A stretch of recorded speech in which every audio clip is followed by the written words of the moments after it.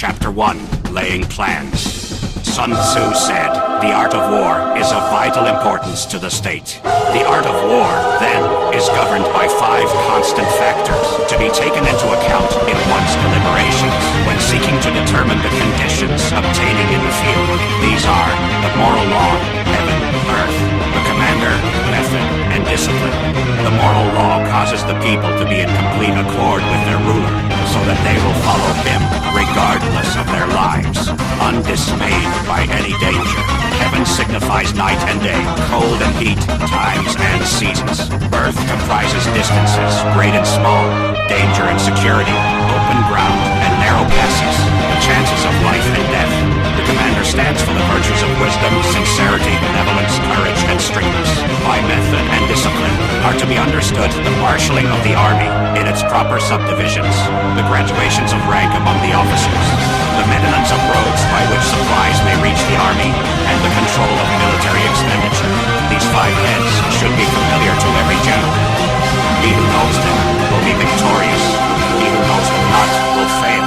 Therefore, in your deliberations, when seeking to determine the military conditions, let them be made the basis of a comparison in this wise. Which of the 2 sovereigns is imbued with the moral law? Which of the 2 generals has most ability? With whom lie the advantages derived from heaven and earth? On which side is discipline most rigorously enforced? Which army is stronger? On which side are officers and men more highly trained? In which army is there the greater constancy both in reward and punishment?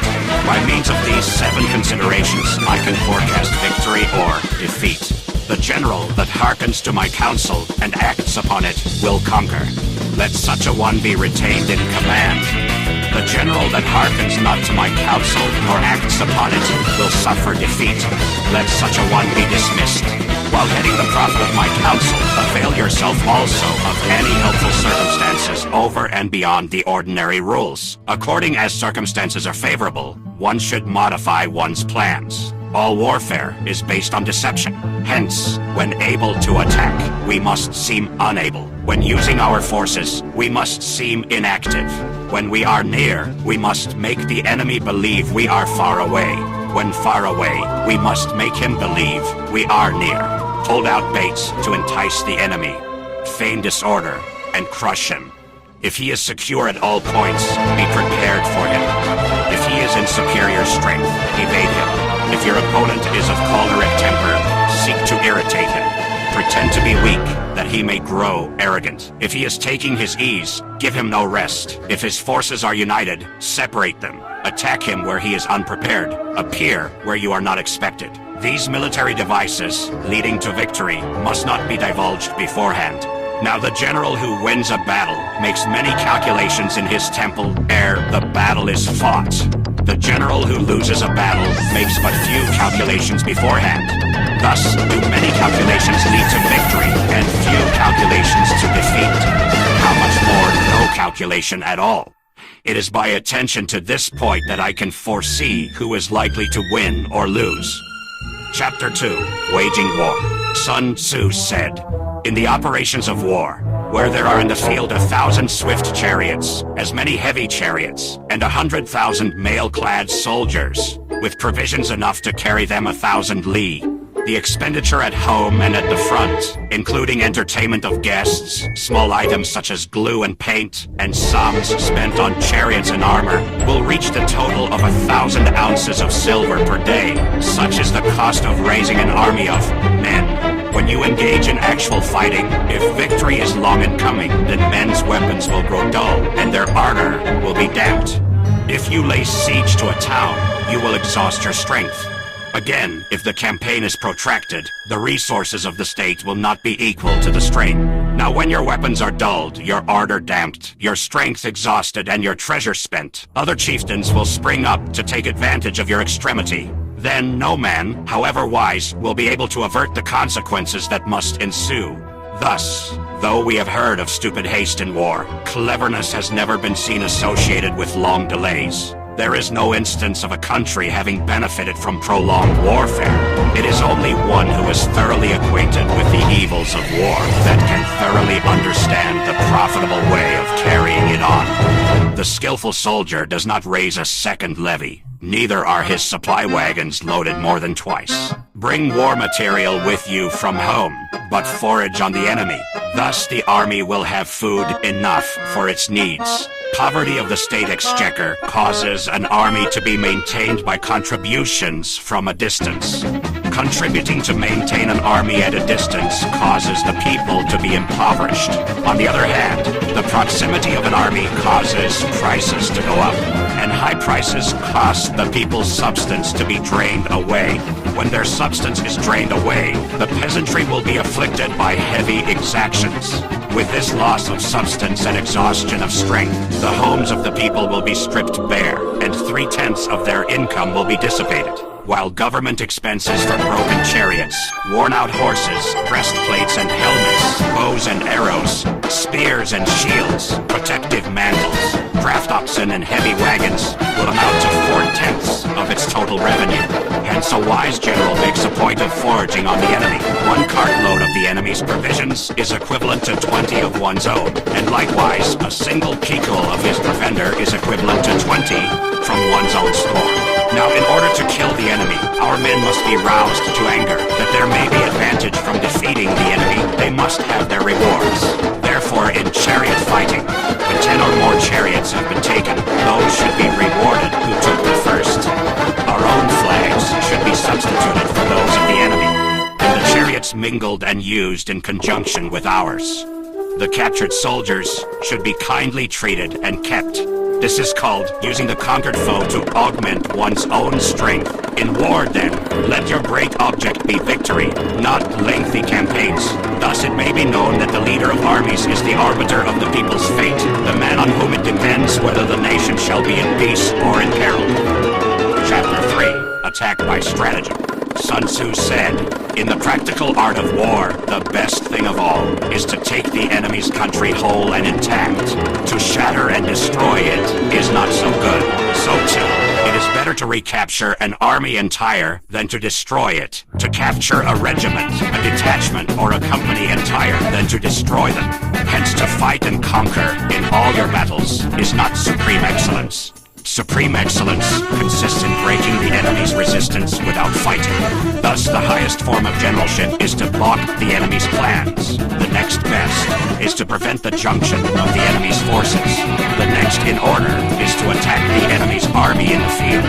And the worst policy of all is to besiege walled cities. The rule is not to besiege walled cities if it can possibly be avoided. The preparation of mantlets, movable shelters, and various implements of war will take up 3 whole months, and the piling up of mounds over against the walls will take 3 months more. The general, unable to control his irritation, will launch his men to the assault like swarming ants, with the result that 1/3 of his men are slain, while the town still remains untaken. Such are the disastrous effects of a siege. Therefore, the skillful leader subdues the enemy's troops without any fighting. He captures their cities without laying siege to them. He overthrows their kingdom without lengthy operations in the field. With his forces intact, he will dispute the mastery of the empire, and thus, without losing a man, his triumph will be complete. This is the method of attacking by stratagem. It is the rule in war, if our forces are 10 to the enemy's 1, to surround him, if 5 to 1, to attack him, if twice as numerous, to divide our army into 2. If equally matched, we can offer battle. If slightly inferior in numbers, we can avoid the enemy. If quite unequal in every way, we can flee from him. Hence, though an obstinate fight may be made by a small force, in the end, it must be captured by the larger force. Now the general is the bulwark of the state. If the bulwark is complete at all points, the state will be strong. If the bulwark is defective, the state will be weak. There are 3 ways in which a ruler can bring misfortune upon his army. By commanding the army to advance or to retreat, being ignorant of the fact that it cannot obey. This is called hobbling the army. By attempting to govern an army in the same way as he administers a kingdom, being ignorant of the conditions which obtain in an army. This causes restlessness in the soldiers' minds. By employing the officers of his army without discrimination, through ignorance of the military principle of adaptation to circumstances. This shakes the confidence of the soldiers. But when the army is restless and distrustful, trouble is sure to come from the other feudal princes. This is simply bringing anarchy into the army and flinging victory away. Thus we may know that there are 5 essentials for victory. He will win who knows when to fight and when not to fight. He will win who knows how to handle both superior and inferior forces.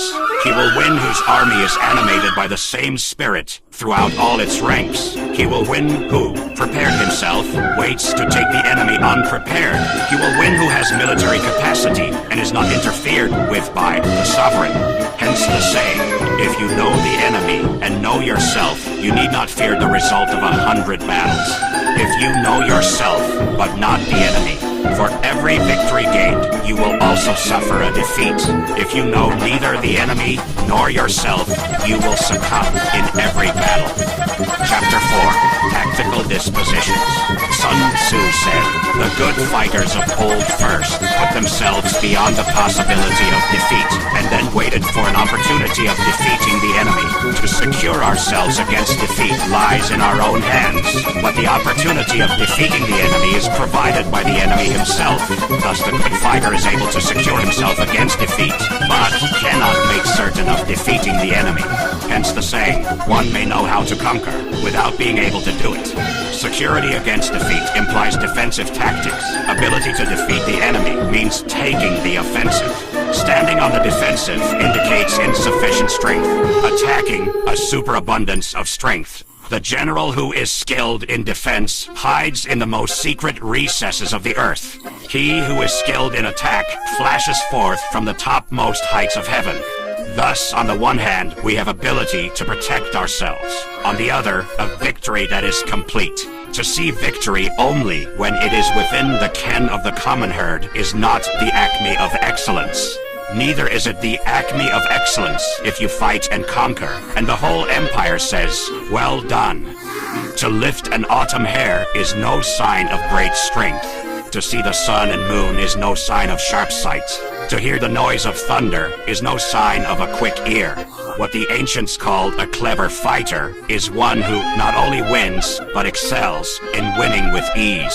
Hence, his victories bring him neither reputation for wisdom nor credit for courage. He wins his battles by making no mistakes. Making no mistakes is what establishes the certainty of victory, for it means conquering an enemy that is already defeated. Hence, the skillful fighter puts himself into a position which makes defeat impossible, and does not miss the moment for defeating the enemy. Thus it is that in war, the victorious strategist only seeks battle after the victory has been won, whereas he who is destined to defeat first fights, and afterwards looks for victory. The consummate leader cultivates the moral law, and strictly adheres to method and discipline. Thus, it is in his power to control success. In respect of military method, we have firstly, measurement. Secondly, estimation of quantity.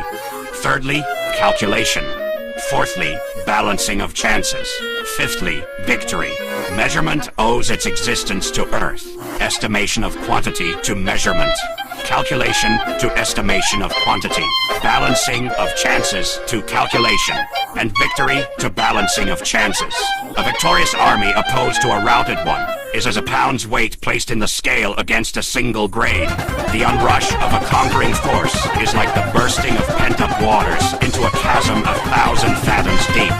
Chapter 5, Energy. Sun Tzu said, the control of a large force is the same principle as the control of a few men. It is merely a question of dividing up their numbers. Fighting with a large army under your command is no wise different from fighting with a small one. It is merely a question of instituting signs and signals. To ensure ensure that your whole host may withstand the brunt of the enemy's attack and remain unshaken. This is affected by maneuvers direct and indirect. That the impact of your army may be like a grindstone dashed against an egg. This is affected by the science of weak points and strong. In all fighting, the direct method may be used for joining battle, but indirect methods will be needed in order to secure victory. Indirect tactics, efficiently applied, are inexhaustible as heaven and earth, unending as the flow of rivers and streams. Like the sun and moon, they end, but to begin anew. Like the four seasons, they pass away to return once more. There are not more than 5 musical notes, yet the combinations of these 5 give rise to more melodies than can ever be heard. There are not more than 5 primary colors: blue, yellow, red, white, and black. Yet in combination, they produce more hues than can ever be seen. There are not more than 5 cardinal tastes: sour, acrid, salt, sweet, bitter. Yet combinations of them yield more flavors than can ever be tasted. In battle, there are not more than 2 methods of attack: the direct and the indirect. Yet these 2 in combination give rise to an endless series of maneuvers. The direct and the indirect lead onto each other in turn. It is like moving in a circle. You never come to an end. Who can exhaust the possibilities of their combination?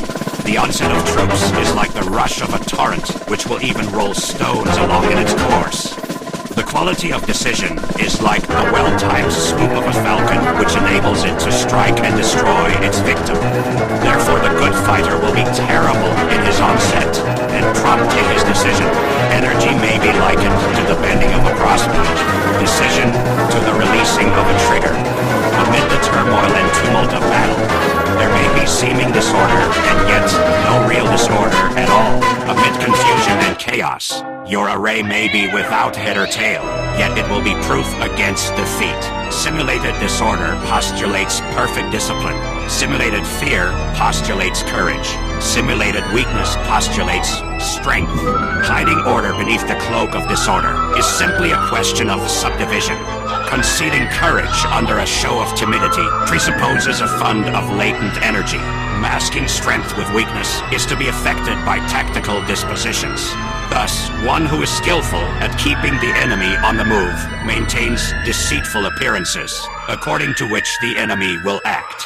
He sacrifices something, that the enemy may snatch at it. By holding out baits, he keeps him on the march. Then, with a body of picked men, he lies in wait for him.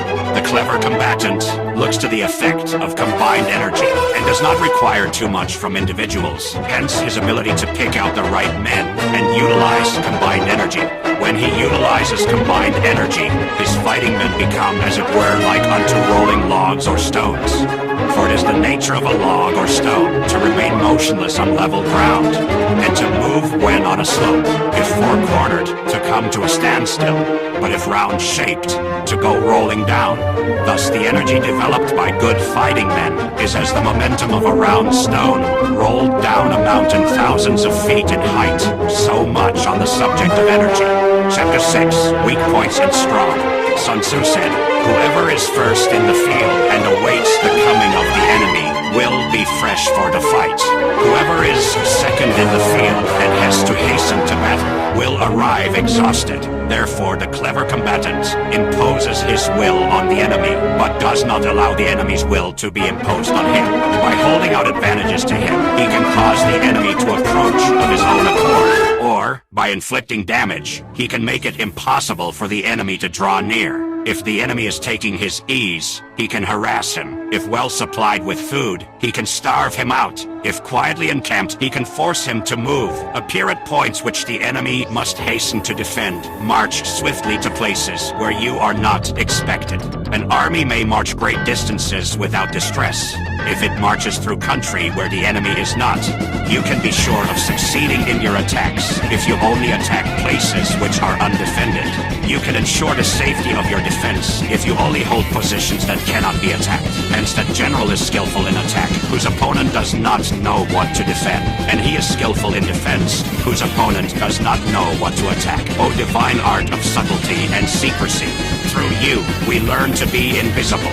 Through you, inaudible. and hence we can hold the enemy's fate in our hands. You may advance and be absolutely irresistible if you make for the enemy's weak points. You may retire and be safe from pursuit if your movements are more rapid than those of the enemy. If we wish to fight, the enemy can be forced to an engagement even though he be sheltered behind a high rampart and a deep ditch. All we need do is attack some other place that he will be obliged to relieve.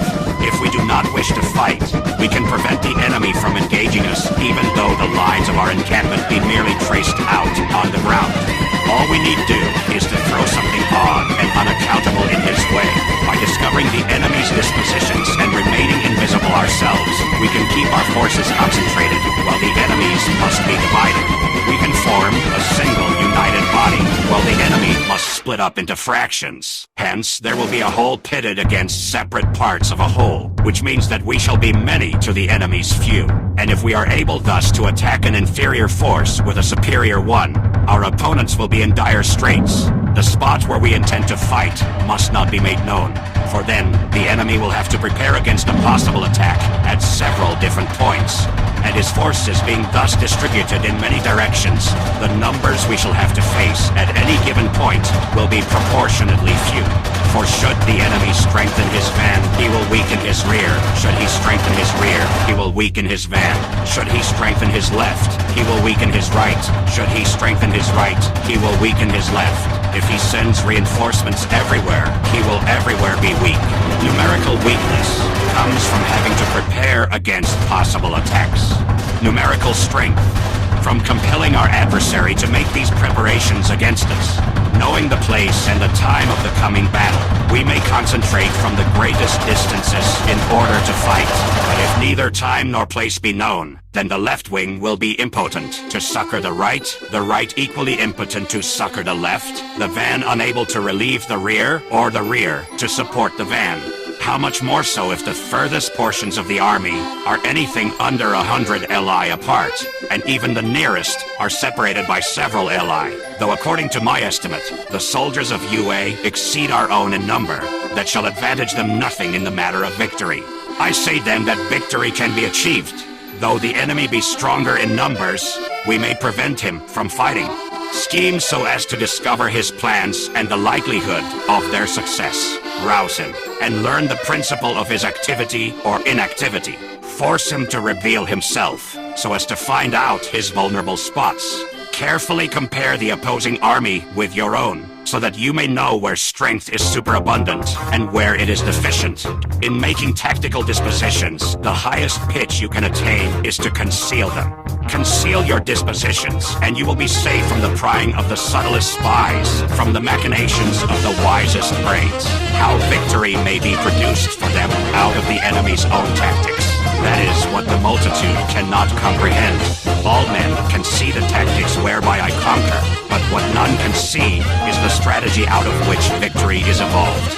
Do not repeat the tactics which have gained you one victory, but let your methods be regulated by the infinite variety of circumstances. Military tactics are like unto water. For water in its natural course runs away from high places and hastens downwards. So in war, the way is to avoid what is strong and to strike at what is weak. Water shapes its course according to the nature of the ground over which it flows. The soldier works out his victory in relation to the foe whom he is facing. Therefore, just as water retains no constant shape, so in warfare there are no constant conditions. He who can modify his tactics in relation to his opponent and thereby succeed in winning may be called a heaven-born captain. The five elements, water, fire, wood, metal, earth, are not always equally predominant.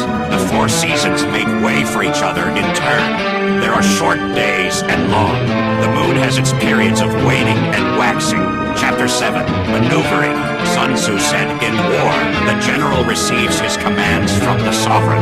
Having collected an army and concentrated his forces, he must blend and harmonize the different elements thereof before pitching his camp. After that comes tactical maneuvering, than which there is nothing more difficult. The difficulty of tactical maneuvering consists in turning the devious into the direct, and misfortune fortune into gain. Thus, to take a long and circuitous route, after enticing the enemy out of the way, and though starting after him, to contrive to reach the goal before him, shows knowledge of the artifice of deviation. Maneuvering with an army is advantageous, with an undisciplined multitude most dangerous. If you set a fully equipped army in march in order to snatch an advantage, chances are that you will be too late. On the other hand, to detach a flying column for the purpose involves the sacrifice of its baggage and stores. Thus, if you order your men to roll up their buff coats and make forced marches without halting day or night, covering double the usual distance at a stretch, doing 100 LI in order to wrest an advantage, the leaders of all your 3 divisions will fall into the hands of the enemy. The stronger men will be in front, the jaded ones will fall behind, and on this plan, only 1/10 of your army will reach its destination. If you march 50 LI in order to outmaneuver the enemy, you will lose the leader of your 1st division, and only half your force will reach the goal. If you march 30 LI with the same object, 2/3 of your army will arrive. We may take it then that an army without its baggage train is lost. Without provisions, it is lost. Without bases of supply, it is lost. We cannot enter into alliances until we are acquainted with the designs of our neighbors. We are not fit to lead an army on the march unless we are familiar with the face of the country, its mountains and forests, its pitfalls and precipices, its marshes and swamps. We shall be unable to turn natural advantage to account unless we make use of local guides. In war, practice dissimulation, and you will succeed. Whether to concentrate or to divide your troops must be decided by circumstances. Let your rapidity be that of the wind, your compactness that of the forest. In raiding and plundering be like fire, is immovability like a mountain. Let your plans be dark and impenetrable as night, and when you move, fall like a thunderbolt. When you plunder a countryside, let the spoil be divided amongst your men. When you capture new territory, cut it up into allotments for the benefit of the soldiery. Ponder and deliberate before you make a move. He will conquer who has learnt the artifice of deviation. Such is the art of maneuvering. The Book of Army Management says, on the field of battle, the spoken word does not carry far enough. Hence the institution of gongs and drums. Nor can ordinary objects be seen clearly enough. Hence the institution of banners and flags. Gongs and drums, banners and flags, are means whereby the ears and eyes of the host may be focused on one particular point. The host thus forming a single united body. Is it impossible either for the brave to advance alone, or for the cowardly to retreat alone? This is the art of handling large masses of men. In night fighting then, make much use of signal fires and drums, and in fighting by day, of flags and banners, as a means of influencing the ears and eyes of your army. A whole army may be robbed of its spirit. A commander-in-chief may be robbed of his presence of mind. Now a soldier's spirit is keenest in the morning. By noonday, it has begun to flag, and in the evening, his mind is bent only on returning to camp. A clever general, therefore, avoids an army when its spirit is keen, but attacks it when it is sluggish and inclined to return. This is the art of studying moods, disciplined and calm, to await the appearance of disorder and hubbub amongst the enemy. This is the art of retaining self-possession, to be near the goal while the enemy is still far from it, to wait at ease while the enemy is toiling and struggling, to be well fed while the enemy is famished. This is the art of husbanding one's strength, to refrain from intersecting an enemy whose banners are in perfect order, to refrain from attacking an army drawn up in calm and confident array. This is the art of studying circumstances. It is a military axiom not to advance uphill against the enemy, nor to oppose him when he comes downhill. Do not pursue an enemy who simulates flight. Do not attack soldiers whose temper is keen.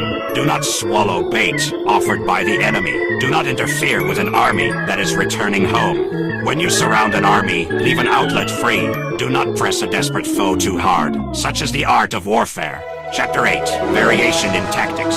Sun Tzu said, in war, the general receives his commands from the sovereign, collects his army, and concentrates his forces. When in difficult country, do not encamp. In country where high roads intersect, join hands with your allies. Do not linger in dangerously isolated positions. In hemmed-in situations, you must resort to stratagem. In desperate position, you must fight. There are roads which must not be followed, armies which must be not attacked, towns which must be besieged, positions which must not be contested, commands of the sovereign which must not be obeyed. The general, who thoroughly understands the advantages that accompany variation of tactics, knows how to handle his troops. The general who does not understand these may be well acquainted with the configuration of the country, yet he will not be able to turn his knowledge to practical account. So, the student of war who is unversed in the art of war of varying his plans, even though he be acquainted with the 5 advantages, will fail to make the best use of his men. Hence, in the wise leader's plans, considerations of advantage and of disadvantage will be blended together. If our expectation of advantage be tempered in this way, we may succeed in accomplishing the essential part of our schemes.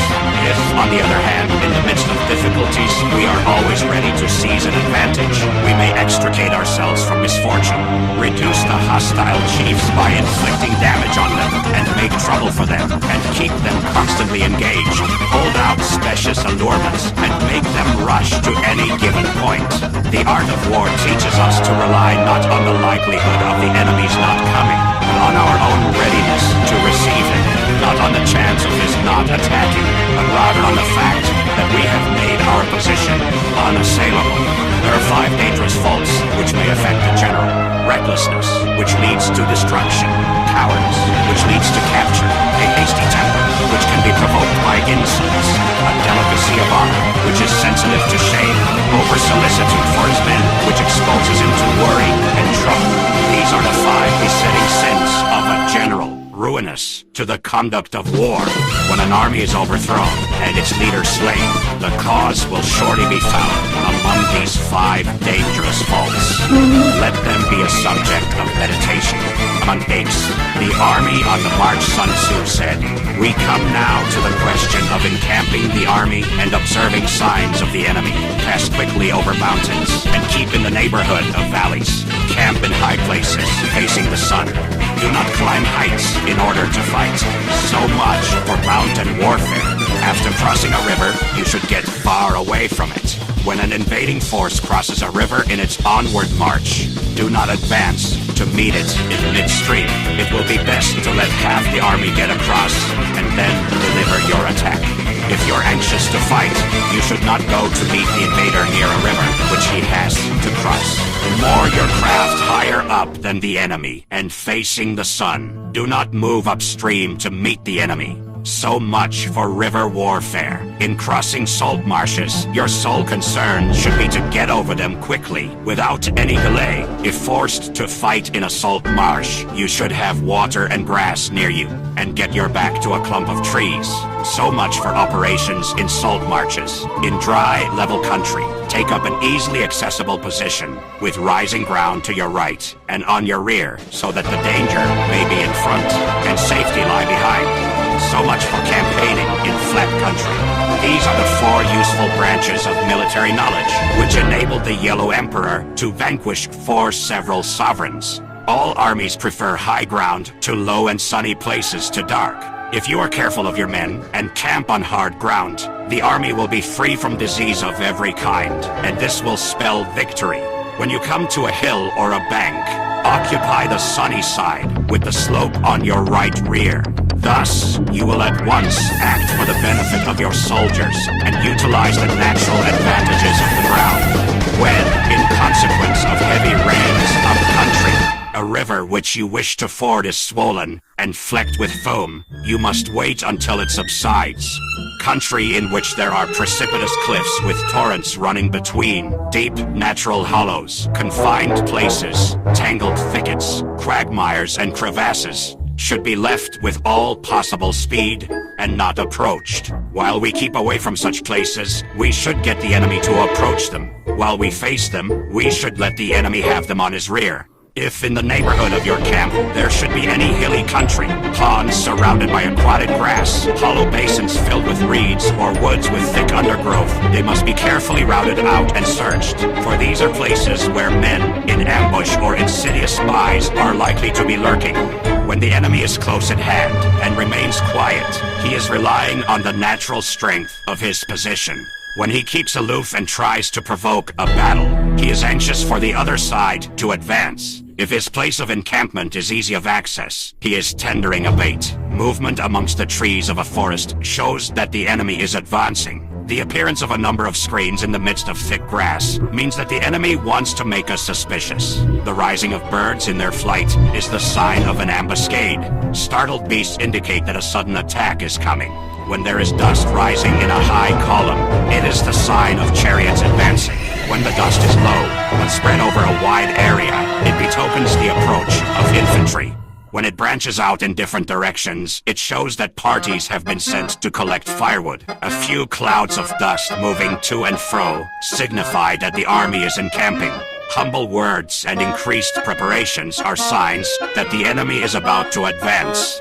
Violent language and driving forward as if to the attack are signs that he will retreat. When the light chariots come out first and take up a position on the wings, it is a sign that the enemy is forming for battle. Peace proposals unaccompanied by a sworn covenant indicate a plot. When there is much running about and the soldiers fall into rank, it means that the critical moment has come. When some are seen advancing and some retreating, it is a lure. When the soldiers stand leaning on their spears, they are faint from want of food. If those who are sent to draw water begin by drinking themselves, the army is suffering from thirst. If the enemy sees an advantage to be gained and makes no effort to secure it, the soldiers are exhausted. If birds gather on any spot, it is unoccupied. Clamor by night betokens nervousness. If there is disturbance in the camp, the general's authority is weak. If the banners and flags are shifted about, sedition is afoot. If the officers are angry, it means that the men are weary. When an army feeds its horses with grain and kills its cattle for food, and when the men do not hang their cooking pots over the campfires, showing that they will not return to their tents, you may know that they are determined to fight to the death. The sight of men whispering together in small knots or speaking in subdued tones points to disaffection amongst the rank and file. Too frequent rewards signify that the enemy is at the end of his resources. Too many punishments betray a condition of dire distress. To begin by bluster, but afterwards to take fright at the enemy's numbers, shows a supreme lack of intelligence. When envoys are sent with compliments in their mouths, it is a sign that the enemy wishes for a truce. If the enemy's troops march up angrily and remain facing ours for a long time without either joining battle or taking themselves off again, the situation is one that demands great vigilance and circumspection. If our troops are no more in number than the enemy, that is amply sufficient. It only means that no direct attack can be made. What we can do is simply to concentrate all our available strength, keep a close watch on the enemy, and obtain reinforcements. He who exercises no forethought, but makes light of his opponents, is sure to be captured by them. If soldiers are punished before they have grown attached to you, they will not prove submissive, and unless submissive, then will be practically useless. If, when the soldiers have become attached to you, punishments are not enforced, they will still be unless. Therefore, soldiers must be treated in the first instance with humanity, but kept under control by means of iron discipline. This is a certain road to victory. If in training, soldiers' commands are habitually enforced, the army will be well disciplined. If not, its discipline will be bad. If a general shows confidence in his men, but always insists on his orders being obeyed, the gain will be mutual. Chapter 10, Terrain. Sun Tzu said, "We may distinguish 6 kinds of terrain, to wit, accessible ground, entangling ground, temporizing ground, narrow passes, precipitous heights, positions at a great distance from the enemy. Ground which can be freely traversed by both sides is called accessible. With regard to ground of this nature, be before the enemy in occupying the raised and sunny spots, and carefully guard your line of supplies. Then you will be able to fight with advantage. Ground which can be abandoned, but is hard to reoccupy, is called entangling. From a position of this sort, if the enemy is unprepared, you may sally forth and defeat him. But if the enemy is prepared for your coming, and you fail to defeat him, then, return being impossible, disaster will ensue. When the position is such that neither side will gain by making the first move, it is called temporizing ground. In a position of this sort, even though the enemy should offer us an attractive bait, it will be advisable not to stir forth, but rather to retreat, thus enticing the enemy in his turn.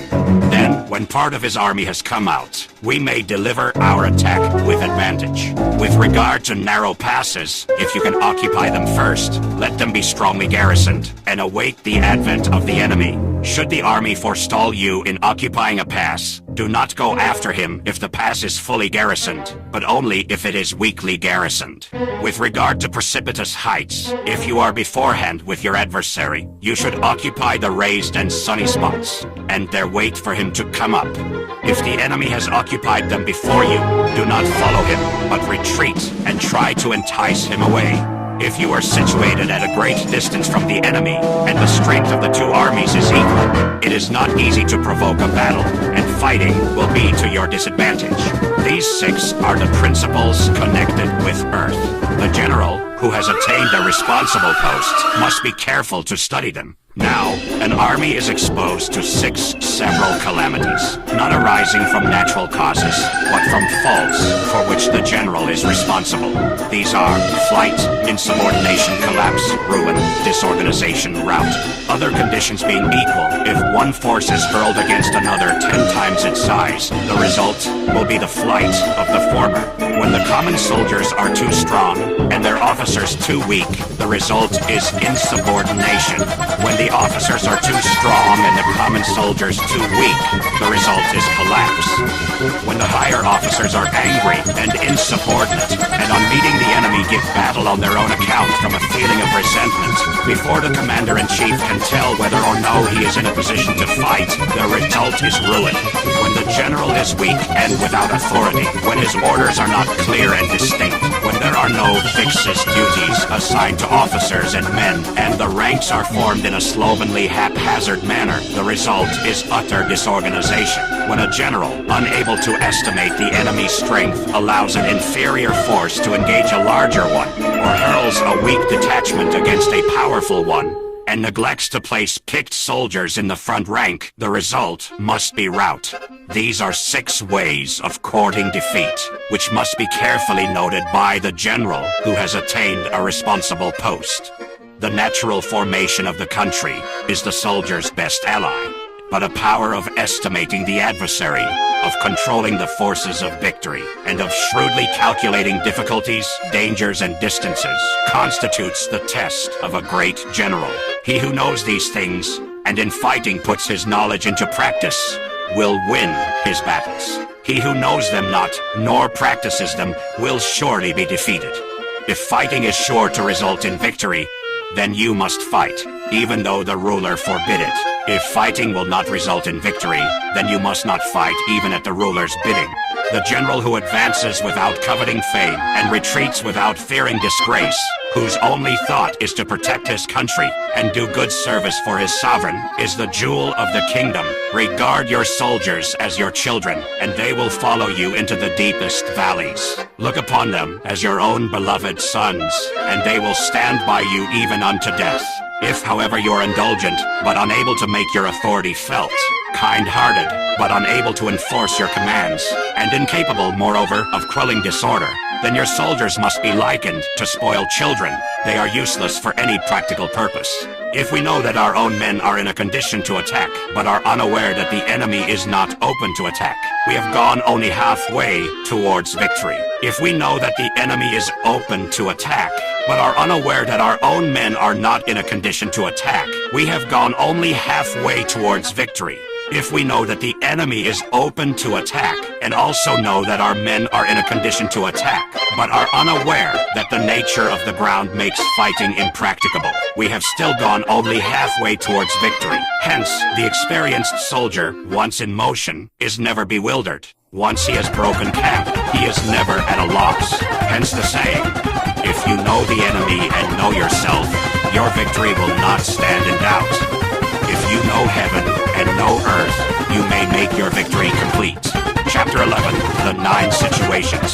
Sun Tzu said, the art of war recognizes 9 varieties of ground: dispersive ground, facile ground, contentious ground, open ground, ground of intersecting highways, serious ground, difficult ground, hemmed-in ground, desperate ground. When a chieftain is fighting in his own territory, it is dispersive ground. When he has penetrated into hostile territory, but to no great distance, it is facile ground.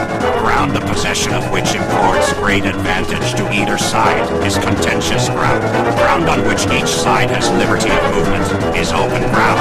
Ground which forms the key to 3 contiguous states, so that he who occupies it first has most of the empire at his command, is a ground of intersecting highways. When an army has penetrated into the heart of a hostile country, leaving a number of fortified cities in its rear, it is serious ground.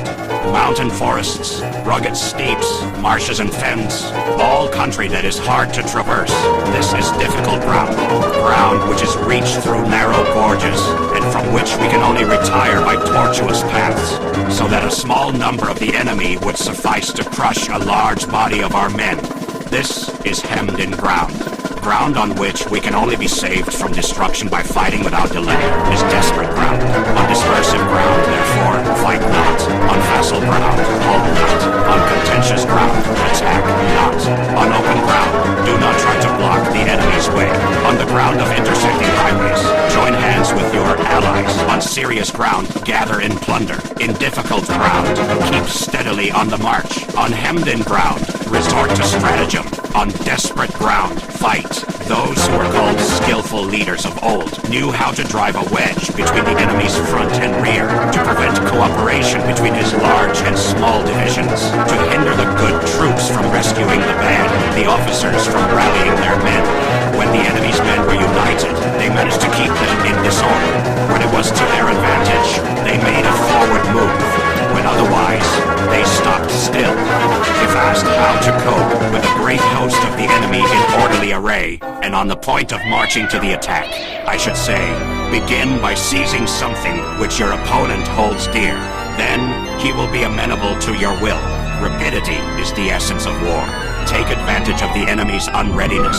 Make your way by unexpected routes and attack unguarded spots. The following are the principles to be observed by an invading force. The further you penetrate into a country, the greater will be the solidarity of your troops, and thus the defenders will not prevail against you. Make forays in fertile country in order to supply your army with food. Carefully study the well-being of your men and do not overtax them. Concentrate your energy and hoard your strength. Keep your army continually on the move and devise unfathomable plans. Throw your soldiers into positions whence there is no escape, and they will prefer death to flight. If they will face death, there is nothing they may not achieve. Officers and men alike will put forth their uttermost strength. Soldiers, when in desperate straits, lose the sense of fear. If there is no place of refuge, they will stand firm. If they are in hostile country, they will show a stubborn front. If there is no help for it, they will fight hard. Thus, without waiting to be marshaled, the soldiers will be constantly on the qui-vive. Without waiting to be asked, they will do your will. Without restrictions, they will be faithful. Without giving orders, they can be trusted. Prohibit the taking of omens and do away with superstitious doubts. Then, until death itself comes, no calamity need be feared. If our soldiers are not overburdened with money, it is not because they have a distaste for riches. If their lives are not unduly long, it is not because they are disinclined to longevity. On the day they are ordered out to battle, your soldiers may weep, those sitting up bedewing their garments, and those lying down letting the tears run down their cheeks. But let them once be brought to bay, and they will display the courage of a Chu or a Kuei. The skillful tactician may be likened to the Shuaijian. Now the Shuaijian is a snake that is found in the Cheng Mountains. Strike at its head, and you will be attacked by its tail. Strike at its tail, and you will be attacked by its head. Strike at its middle, and you will be attacked by head and tail both. asked if an army can be made to imitate the Shuaijan, I should answer yes, for the men of Wu and the men of Yue are enemies. Yet if they are crossing a river in the same boat and are caught by a storm, they will come to each other's assistance, just as the left hand helps the right. Hence, it is not enough to put one's trust in the tethering of horses and the burying of chariot wheels in the ground. The principle on which to manage an army is to set up one standard of courage which all must reach. How to make the best of both strong and weak. That is a question involving the proper use of ground. Thus, the skillful general conducts his army just as though he were leading a single man, willy-nilly, by the hand. It is the business of a general to be quiet and thus ensure secrecy, upright and just, and thus maintain order. He must be able to mystify his officers and men by false reports and appearances, and thus keep them in total ignorance. By altering his arrangements and changing his plans, he keeps the enemy without definite knowledge. By shifting his camp and taking circuitous routes, he prevents the enemy from anticipating his purpose. At the critical moment, the leader of an army acts like one who has climbed up a height, and then kicks away the ladder behind him. He carries his men deep into hostile territory before he shows his hand. He burns his boats and breaks his cooking pots. Like a shepherd driving a flock of sheep, he drives his men this way and that, and nothing knows whither he is going, to muster his host and bring it into danger. This may be termed the business of the general. The different measures suited to the 9 varieties of ground, the expediency of aggressive or defensive tactics, and the fundamental laws of human nature. These are things that must most certainly be studied. When invading hostile territory, the general principle is that penetrating deeply brings cohesion. Penetrating but a short way means dispersion. When you leave your own country behind and take your army across neighborhood territory, you find yourself on critical ground.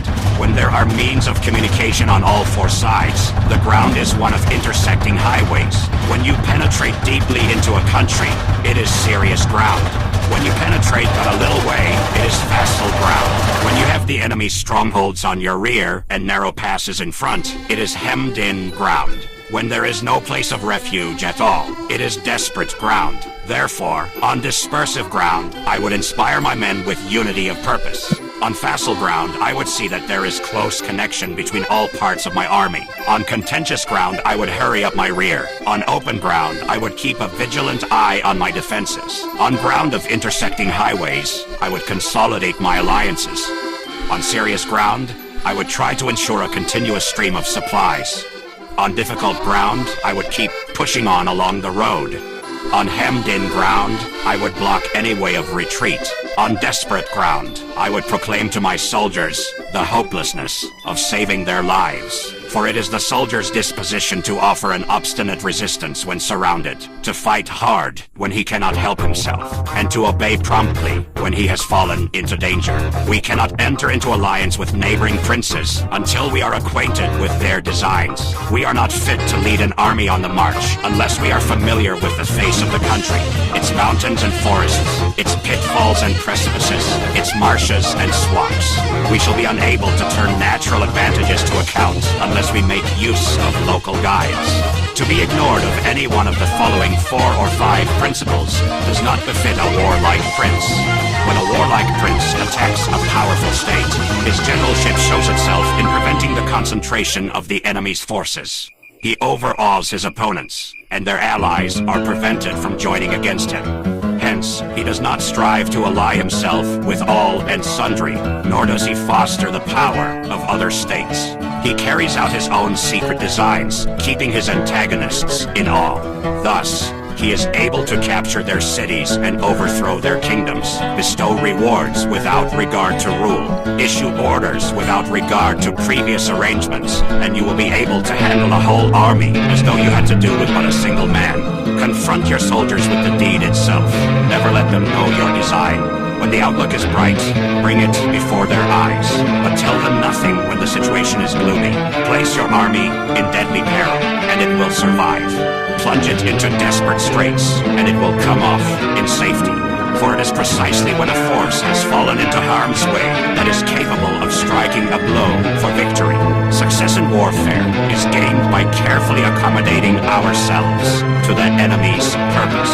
By persistently hanging on the enemy's flank, we shall succeed in the long run in killing the commander-in-chief. This is called ability to accomplish a thing by sheer cunning. On the day that you take up your command, block the frontier passes, destroy the official tallies, and stop the passage of all emissaries. Be stern in the council chamber so that you may control the situation. If the enemy leaves a door open, you must rush in. Forestall your opponent by seizing what he holds dear, and suddenly contrive to time his arrival on the ground. Walk in the path defined by rule, and accommodate yourself to the enemy until you can fight a decisive battle. At first, then, exhibit the coyness of a maiden until the enemy gives you an opening. Afterwards, emulate the rapidity of a running hare, and it will be too late for the enemy to oppose you. Chapter 12. The Attack by Fire. Sun Tzu said, "There are 5 ways of attacking with fire.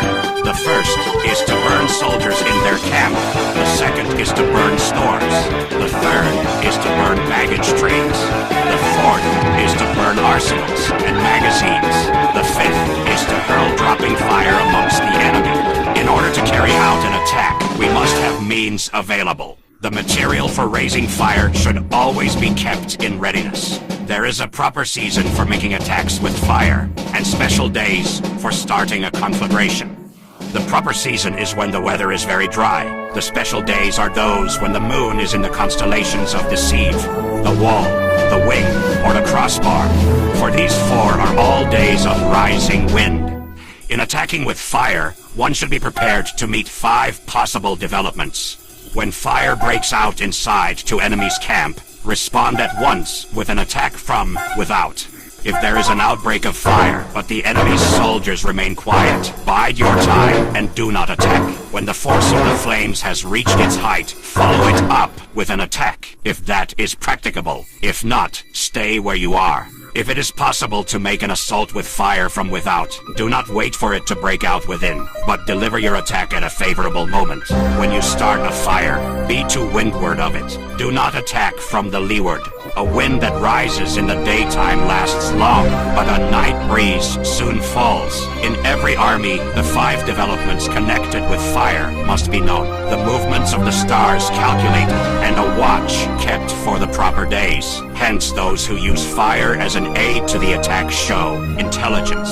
Those who use water as an aid to the attack gain an accession of strength. By means of water, an enemy may be intercepted, but not robbed of all his belongings. Unhappy is the fate of one who tries to win his battles and succeed in his attacks without cultivating the spirit of enterprise. For the result is waste of time and general stagnation. Hence the saying, the enlightened ruler lays his plans well ahead. The good general cultivates his resources. Move not unless you see an advantage. Use not your troops unless there is something to be gained. Fight not unless the position is critical. No ruler should put troops into the field merely to gratify his own spleen. No general should fight a battle simply out of pique. If it is to your advantage, make a forward move. If not, stay where you are. Anger may in time change to gladness. Vexation may be succeeded by content. But a kingdom that has once been destroyed can never come again into being, nor can the dead ever be brought back to life. Hence, the enlightened ruler is heedful, and the good general full of caution. This is the way to keep a country at peace and an army intact. Chapter 13. The Use of Spies. Sun Tzu said, raising a host of 100,000 men and marching them great distances entails heavy loss on the people and a drain on the resources of the state. The daily expenditure will amount to 1,000 ounces of silver. There will be commotion at home and abroad, and men will drop down exhausted on the highways. As many as 700,000 families will be impeded in their labor. Hostile armies may face each other for years, striving for the victory which is decided in a single day. This being so, to remain in ignorance of the enemy's condition simply because one grudges the outlay of 100 ounces of silver in honors and emoluments is the height of inhumanity. One who acts thus is no leader of men, no present help to his sovereign, no master of victory. Thus, what enables the wise sovereign and the good general to strike and conquer, and achieve things beyond the reach of ordinary men, is foreknowledge.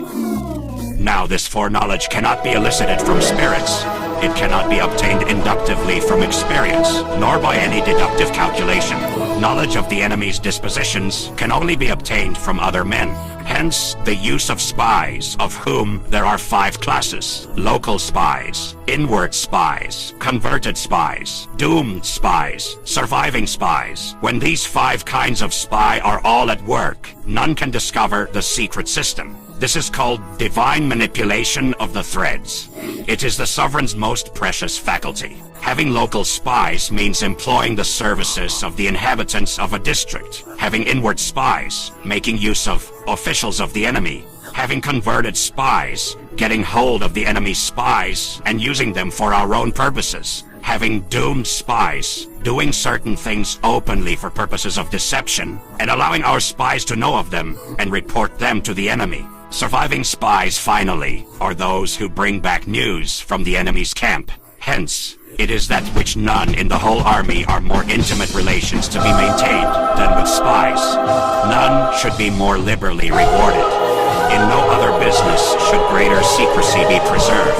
Spies cannot be usefully employed without a certain intuitive sagacity. They cannot be properly managed without benevolence and straightforwardness. Without subtle ingenuity of mind, one cannot make certain of the truth of their reports. Be subtle, and use your spies for every kind of business. If a secret piece of news is divulged by a spy before the time is ripe, he must be put to death together with the man to whom the secret was told. Whether the object be to crush an army, to storm a city, or to assassinate an individual, it is always necessary to begin by finding out the names of the attendants, the aides de camp, and doorkeepers, and sentries of the general in command. Our spies must be commissioned to ascertain these. The enemy's spies who have come to spy on us must be sought out, tempted with bribes, led away, and comfortably housed. Thus, they will become converted spies and available for our service. It is through the information brought by the converted spy that we are able to acquire and employ local and inward spies. It is owing to his information, again, that we can cause the doomed spy to carry false tidings to the enemy.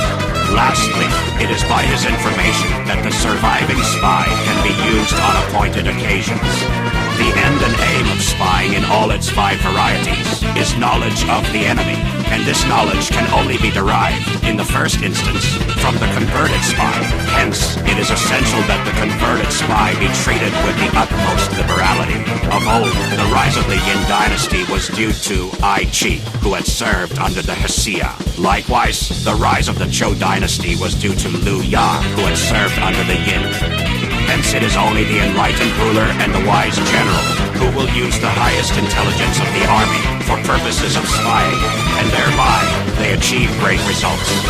Spies are a most important element in water, because on them depends an army's ability to move.